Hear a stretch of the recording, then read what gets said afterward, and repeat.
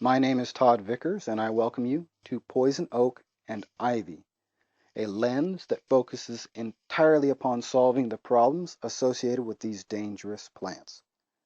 My observations are rooted in 26 years of working with and removing this plant.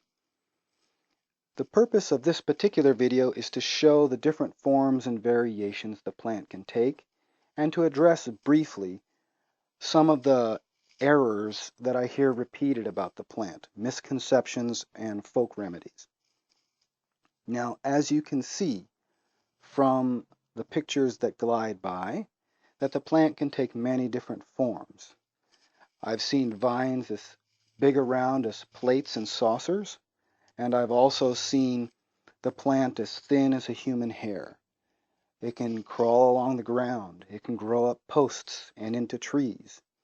It can also grow along fences and up telephone lines.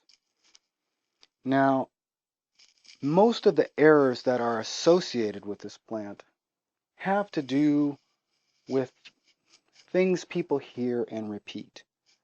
Now, probably the worst of these is someone thinking they are immune to the plant because they have been around it and haven't had a problem. Well, this is like a chicken thinking that because the farmer has fed them every day, that they will indefinitely, and then of course one day the farmer wrings its neck.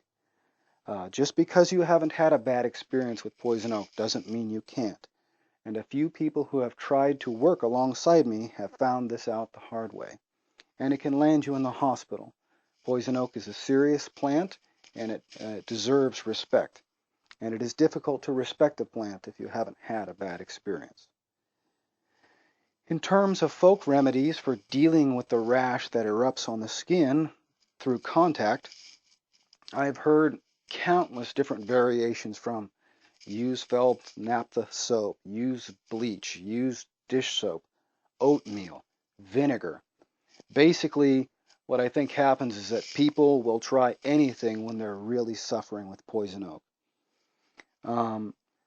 Another error is thinking that you cannot get a secondary contact with the plant.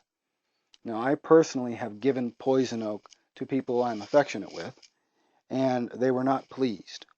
So anyone who has ever seen oil move from the skin to, say, a piece of glass after rubbing your nose on it when you were a kid should be able to understand how oil can be transferred from one object to another. And it is the oils of the plant that are the issue for human beings. The oil is called urushiol, and it will bond with the protein in the skin. And thus, when we scratch it as it itches, we spread it around.